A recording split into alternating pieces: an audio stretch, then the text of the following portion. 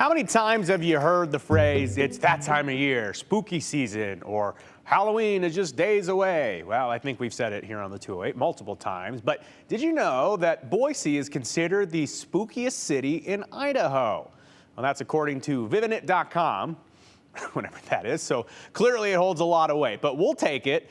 They might be onto something because Mark Iverson co-wrote a whole book about how haunted our capital city really is. And Mark got his master's in history from Boise State and founded the company Idaho History.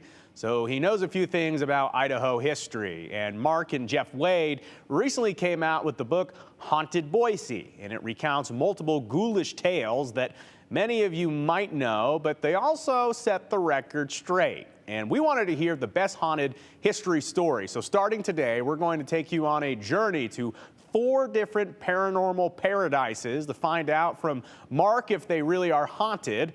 Our first stop on the haunted tour, Fort Boise Military Cemetery.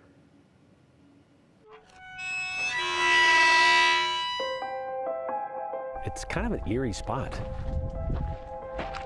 It is, if the weather's right or the time of night's right, it's plenty a good atmosphere for the creation of, these things in our mind.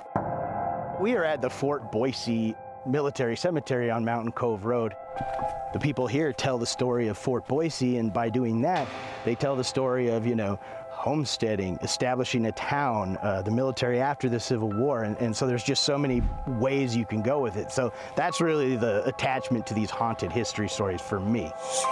Where does this rank when it comes to activity? Oh, it's pretty high. I would say it's one of the most, at least far as people's experiences, it's pretty significant up there for Idaho. Sitting on that bench over there by the monolith is supposed to be the spirit of a boy who is seen sitting there. And you have some children that are buried here.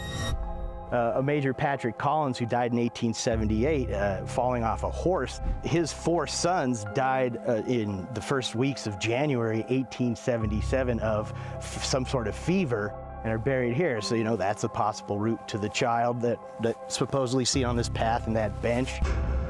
Does he just sit there? He just sits there. That's the claim, that you just see him kind of sitting, and then he'll just disappear, There's supposed to be a soldier up near the flagpole at the top of the cemetery that is seen, in the twilight hours.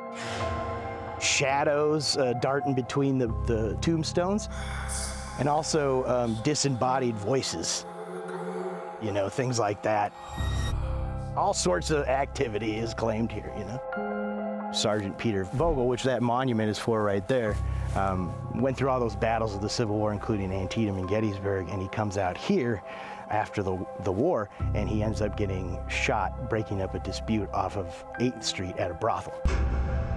He was a wonderful officer. He started a library at the fort. He had this whole life. Maybe he's the soldier up there. I don't know, A lot of stories, a lot of hauntings. And if you listen closely enough, you might actually hear the story. Right, yeah. They might tell you. They might tell you themselves if you get lucky enough, right? Kevin Esslinger edited that piece. Absolutely spooky. So next time you're playing softball at Fort Boise or taking a hike in the military reserve, stop by the cemetery and take a seat on the bench and let us know if you see anything. If you want, I got choked up. If you want some more haunted history, tune in tomorrow to learn how the Boise Little Theater became haunted.